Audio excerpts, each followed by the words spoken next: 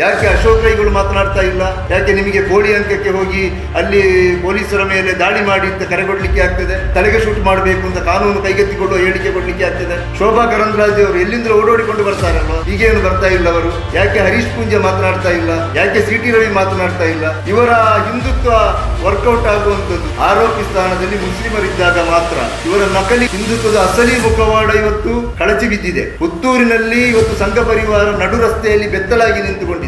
ಆರೋಪಿ ಸ್ಥಾನದಲ್ಲಿ ನಮ್ಮ ಬಿಜೆಪಿಯವರಿದ್ರೆ ನಮಗೂ ಹಿಂದುತ್ವದ ಹೋರಾಟಕ್ಕೂ ಸಂಬಂಧ ಇಲ್ಲ, ಇವರು ಓಪನ್ ಆಗಿ ಹೇಳ್ಬೇಕು. ಅದಲ್ಲದಿದ್ರೆ ಆ ಹೆಣ್ಣು ಮಗಳಿಗೆ ನ್ಯಾಯ ಕೊಡ್ಬೇಕು. ಯಾಕೆ ಅಶೋಕ್ ರೈಗಳು ಮಾತನಾಡ್ತಾ ಇಲ್ಲ? ಅವರು ಜವಾಬ್ದಾರಿಯುತ ಸ್ಥಾನದಲ್ಲಿರುವವರಲ್ಲ ಅಶೋಕ್ ರೈಗಳು, ಇಲ್ಲಿನ MLA ಅಲ್ಲ, ಅವರದೇ ಹಳೆಯ ಪಕ್ಷದ ಅವರ ಮಿತ್ರನ ಮಗ ಅಲ್ವ ಈ ಅನ್ಯಾಯ ಮಾಡಿದಂಥದ್ದು? ಯಾಕೆ ಅವರ ಬಳಿಗೆ ಹೋದ್ರಲ್ಲ, ಈ ತಾಯಿ ಅವರ ಬಳಿಗೆ ಹೋಗಿ ಅಲವತ್ತುಕೊಂಡ್ರಲ್ಲ ನಮಗೆ ನ್ಯಾಯ ಕೊಡಿ ಅಂತ ಹೇಳಿ. ಅವತ್ತು ಅವರು ಹೇಳಿ ಕಳಿಸಿದ್ದಾರಲ್ಲ, ಅವರು ಮದುವೆ ಆಗ್ತಾರೆ, ನಾವು ಮದುವೆ ಮಾಡಿಸ್ತೇನೆ ಅಂತ. ಯಾಕೆ ಇವತ್ತು ಅದು ಮಾಡಲಿಕ್ಕೆ ಸಾಧ್ಯ ಆಗ್ತಾ ಇಲ್ಲ? ಯಾಕೆ ನಿಮಗೆ ಕೋಳಿ ಅಂಕಕ್ಕೆ ಹೋಗಿ ಅಲ್ಲಿ ಪೊಲೀಸರ ಮೇಲೆ ದಾಳಿ ಮಾಡಿ ಅಂತ ಕರೆಗೊಡ್ಲಿಕ್ಕೆ ಆಗ್ತದೆ? ಅಥವಾ ಎಲ್ಲಿಯೇ ಹೋಗಿ ಕಾಲಿಗೆ ಪೊಲೀಸರು ಶೂಟ್ ಮಾಡುವಾಗ ತಲೆಗೆ ಶೂಟ್ ಮಾಡಬೇಕು ಅಂತ ಕಾನೂನು ಕೈಗೆತ್ತಿಕೊಳ್ಳುವ ಹೇಳಿಕೆ ಕೊಡಲಿಕ್ಕೆ ಆಗ್ತದೆ? ಯಾಕೆ ಕಾನೂನು ಪ್ರಕಾರ ಇವರಿಗೆ ನ್ಯಾಯ ಕೊಡಿ ಅಂತ ಆಗ್ರಹಿಸಲಿಕ್ಕೆ ಆಗುವುದಿಲ್ಲ? ಅಶೋಕ್ ರೈಗಳೇ, ನಿಮಗೆ ಜವಾಬ್ದಾರಿ ಇಲ್ವಾ? ಇವತ್ತು ಅರುಣ್ ಕುಮಾರ್ ಪುತ್ತಿಲ ಮಾತನಾಡದೆ ಕೂತ್ಕೊಂಡಿದ್ದಾರೆ. ಏನಾದರೂ ಒಂದು ಘಟನೆ ಆಗಿ ಒಂದು ವಾಹನದಲ್ಲಿ ಹೋಗುವಾಗ ಯಾರೋ ಒಬ್ಬ ಮುಸಲ್ಮಾನ ಹುಡುಗನಿಗೆ ಮೈಯಲ್ಲಿ ಸ್ವಲ್ಪ ತಾಗಿದೆ ಅಂತ ಹೇಳಿಕೊಂಡು ಇಲ್ಲಿ ಗಲಾಟೆ ಮಾಡ್ತಾರೆ, ಬಸ್ಸು ನಿಲ್ಲಿಸಿಕೊಂಡು. ಸಂಜೀವ ಮಠಂದೂರು, ಅರುಣ್ ಕುಮಾರ್ ಪುತ್ತಿಲ ಮತ್ತು ಈ BJPಯ ಸಂಘ ಪರಿವಾರದ ಪಟಾಳಂಗಳು ಇವತ್ತು ಯಾಕೆ ಅವರು ಗಲಾಟೆ ಮಾಡ್ತಾ ಇಲ್ಲ? ಏನಾದರೂ ಒಂದು ಗಲಾಟೆ ಸಮಸ್ಯೆ ಆದ ಕೂಡಲೇ ಅರುಣ್ ಕುಮಾರ್ ಪುತ್ತಿಲ ತನ್ನ ಪಟಾಳಮನ್ನು ಕಟ್ಟಿಕೊಂಡು ಪೊಲೀಸ್ ಸ್ಟೇಷನ್ಗೆ ದಾಳಿ ಮಾಡ್ತಾರಲ್ಲ, ಇವಾಗ ಯಾಕೆ ಪೊಲೀಸ್ ಸ್ಟೇಷನ್ಗೆ ಬರಲಿಕ್ಕೆ ಆಗುವುದಿಲ್ವಾ? ಇವರಿಗೆ ನ್ಯಾಯ ಕೊಡಿ ಅಂತ ಕೇಳಲಿಕ್ಕೆ ಆಗುವುದಿಲ್ವಾ? ಶೋಭಾ ಕರಂದ್ಲಾಜೆ ಅವರು ಎಲ್ಲಿಂದ ಓಡೋಡಿಕೊಂಡು ಬರ್ತಾರಲ್ವ, ಈಗೇನು ಬರ್ತಾ ಇಲ್ಲ ಅವರು? ಈಗ ಯಾಕೆ ಅವರು ಬರ್ತಾ ಇಲ್ಲ? ಯಾಕೆ ಹರೀಶ್ ಪೂಂಜೆ ಮಾತನಾಡ್ತಾ ಇಲ್ಲ? ಯಾಕೆ ಪ್ರಮೋದ್ ಮುತಾಲಿಕ್ ಮಾತನಾಡ್ತಾ ಇಲ್ಲ? ಯಾಕೆ ಸಿಟಿ ರವಿ ಮಾತನಾಡ್ತಾ ಇಲ್ಲ? ಯಾಕೆ ಬಸವನಗೌಡ ಪಾಟೀಲ್ ಮಾತನಾಡ್ತಾ ಇಲ್ಲ? ಅಂದರೆ ಇವರ ಸಂಸ್ಕೃತಿ ಇದು. ಇವರ BJP ಮತ್ತು ಸಂಘ ಪರಿವಾರದವರು ಇವರ ನಾಯಕರ ಸಂಸ್ಕೃತಿ ಇದಾಗಿರ್ತದೆ. ಅಮಾಯಕವಾದಂತಹ ಅಪ್ರಾಪ್ತ ವಯಸ್ಸಿನ ಹೆಣ್ಣು ಮಕ್ಕಳನ್ನು ಬಳಸಿಕೊಂಡು ಅವರನ್ನು ಕೊನೆಗೆ ಬೀದಿಗೆ ತಳ್ಳುವಂಥ ಸಂಸ್ಕೃತಿ. ಇವರ ಮಾಜಿ ಮುಖ್ಯಮಂತ್ರಿಗಳು ಕೂಡ ಇದರಿಂದ ಹೊರತಾಗಲಿಲ್ಲ.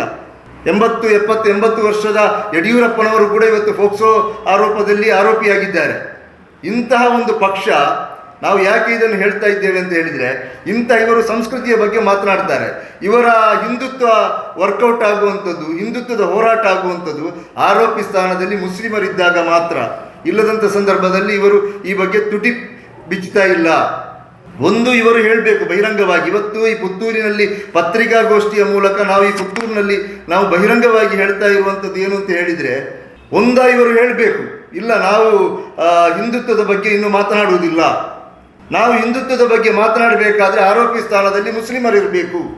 ಆರೋಪಿ ಸ್ಥಾನದಲ್ಲಿ ನಮ್ಮ BJPಯವರಿದ್ದರೆ ನಮಗೂ ಹಿಂದುತ್ವದ ಹೋರಾಟಕ್ಕೂ ಸಂಬಂಧ ಇಲ್ಲ. ಇವರು ಓಪನ್ ಆಗಿ ಹೇಳಬೇಕು, ನಾವು ಒಪ್ಪಿಕೊಳ್ತೇವೆ. ಅದಲ್ಲದಿದ್ದರೆ ಆ ಹೆಣ್ಣು ಮಗಳಿಗೆ ನ್ಯಾಯ ಕೊಡಬೇಕು, ಆ ಕುಟುಂಬಕ್ಕೆ ನ್ಯಾಯ ಕೊಡಬೇಕು. ನ್ಯಾಯ ಕೊಡಲಿಕ್ಕೆ ನಮಗೆ ಗೊತ್ತಿದೆ, ಹೋರಾಟ ಮಾಡಲಿಕ್ಕೆ ನಮಗೆ ಗೊತ್ತಿದೆ. ನಮಗೆ ಅವರು ಹಿಂದೂ ಮುಸ್ಲಿಮು ಹಾಗೇನಿಲ್ಲ, ಯಾರಿಗೆ ಅನ್ಯಾಯ ಮಾಡಿದರೂ ಆದರೂ ನಾವು ಹೋರಾಟ ಮಾಡ್ತೇವೆ. ಆದರೆ ಇವರಿಗೆ ಯಾಕೆ ಆಗ್ತಾ ಇಲ್ಲ? ನಾವು ಪ್ರಶ್ನೆ ಕೇಳುವಂಥದ್ದು. ಪ್ರತಿ ಸಂದರ್ಭಗಳಲ್ಲಿ ಕೂಡ ಮುಸ್ಲಿಮರು ಆರೋಪಿಗಳಾದರೆ ಇವರು ವರ್ತಿಸುವಂತಹ ರೀತಿ, ಅದೇ ರೀತಿ BJP ಅಥವಾ ಹಿಂದೂ ಸಂಘಟನೆಗಳಲ್ಲಿ ತೊಡಗಿಸಿಕೊಂಡಂತಹ ವ್ಯಕ್ತಿಗಳು ಆರೋಪಿಯಾದರೆ ಇವರು ವರ್ತಿಸುವಂಥ ಇವರ ಡಬಲ್ ಸ್ಟ್ಯಾಂಡ್. ಎರಡು ದೋಣಿಯ ಮೇಲೆ ಕಾಲಿಟ್ಕೊಂಡು ಇವರು ಹೋಗ್ತಾ ಇದ್ದಾರೆ. ಇವರ ಡಬಲ್ ಸ್ಟ್ಯಾಂಡ್ ನೀತಿ ಇವತ್ತು ಏನಾಗಿದೆ ಅಂತ ಹೇಳಿದರೆ, ಇವರ ನಕಲಿ ಹಿಂದುತ್ವದ ಅಸಲಿ ಮುಖವಾಡ ಇವತ್ತು ಕಳಚಿ ಬಿದ್ದಿದೆ. ಪುತ್ತೂರಿನಲ್ಲಿ ಇವತ್ತು ಸಂಘ ಪರಿವಾರ ನಡು ರಸ್ತೆಯಲ್ಲಿ ಬೆತ್ತಲಾಗಿ ನಿಂತುಕೊಂಡಿದೆ. ಇವತ್ತು ಯಾರಿಗೂ ಕೂಡ ಮಾತನಾಡಲಿಕ್ಕೆ ಸಾಧ್ಯ ಆಗ್ತಾ ಇಲ್ಲ. ಪುತ್ತೂರಿನಲ್ಲಿ ಏನು ನಮ್ಮ ಲ್ಯಾಬೊರೇಟರಿ, ಕರ್ಮಭೂಮಿ ಹೀಗೆ ಅಂತೆಲ್ಲ ಹೇಳಿಕೊಳ್ತಾ ಇದ್ದಾರಲ್ಲ, ಯಾಕೆ ಇವರಿಗೆ ಮಾತಾಡಲಿಕ್ಕೆ ಸಾಧ್ಯ ಆಗ್ತಾ ಇಲ್ಲ? ಈ ಪ್ರಶ್ನೆಯನ್ನು ನಾವಿವತ್ತು ಸಂಘ ಪರಿವಾರದೊಂದಿಗೆ, BJPಯೊಂದಿಗೆ, ಕಲ್ಲಡ್ಕ ಪ್ರಭಾಕರ ಭಟ್ರೊಂದಿಗೆ, ಅರುಣ್ ಕುಮಾರ್ ಪುತ್ತಿರರೊಂದಿಗೆ, ಸಂಜೀವ ಮಠಂದೂರೊಂದಿಗೆ ಕೇಳ್ತಾ ಇದ್ದೇವೆ. ನೀವು ನ್ಯಾಯ ಕೊಡಬೇಕು, ಇಲ್ಲದಿದ್ದರೆ ನಿಮ್ಮ ಹಿಂದುತ್ವದ ನಾಟಕವನ್ನು ಇವತ್ತಿಗೆ ಕೊನೆಗೊಳಿಸಬೇಕು.